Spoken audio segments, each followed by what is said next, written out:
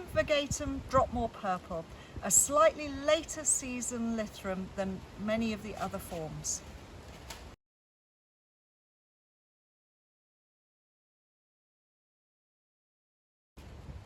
Lythrum salicaria Swirl, a really good, delicate form of Lythrum. There are a lot of different Lythrums available. Lythrum salicaria is our native one, which is the one that you see growing beside waters, rivers, streams, that sort of thing. But there are some really, really beautiful named varieties of Lythrum salicaria. And this particular one here, Lythrum Swirl, is so different from the other forms. Firstly, it flowers a lot later. So it is flowering end of July, August, September time. It is much more open, it's softer, it's lighter, it's got much narrower leaf, and it comes up on really strong stems, and it's just a really fine, airy form in comparison to some of the other earlier forms where the flower heads are really tight and they look like really stiff, erect stems. These are lovely, they're blowy, you get this movement in the wind with these. Much narrower, as I say, in the foliage, and the clumps are tighter. They're not quite so spreading, so they're much better. Strong stems hold themselves up really well. Now, as with most of the Lythrum, they do require a slightly damper soil. They tolerate heavy clays really well. So if you are in an area with clay soil, then these are something that you can look at and they will grow really well for you.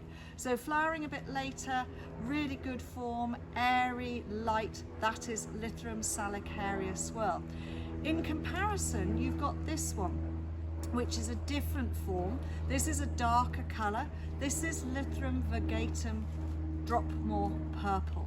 And Dropmore Purple, darker, and its foliage is down at the bottom here, and then the flower spikes come up like this. Again, it's a lot airier, and again it is later flowering than the other forms of Lythrum that people generally grow in the garden.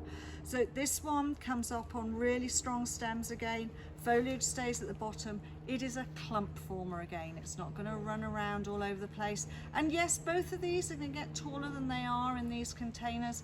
They will grow anywhere between 60 and 90 centimeters tall, but they are not going to make clumps at the base much more than 45 to 50 centimeters. So that makes them less round than they are tall. So you've got a much more conical plant, strong square stems, so they hold up really nicely. Virgatum will take a little bit drier, so that's a lot more useful. You don't have to have quite so much in the way of moisture retentive soil for both of them.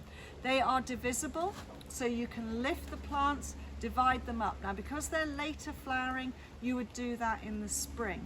You can also, if you like to do propagating, in the spring when you see nice young shoots coming out without any flower stem on them, then you can take some tip cuttings, and those you can get going, and they will be your following year plants, and they will flower quite freely and keep going for a long time.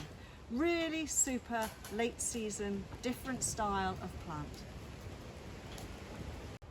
If you enjoyed the video about this plant, then why not visit our website, hardysplants.co.uk. There you will be able to find a lot more information regarding the plant, what it requires, and what types of other plants will associate well with it. Some may be available, and some will be coming back in and be available at a later date.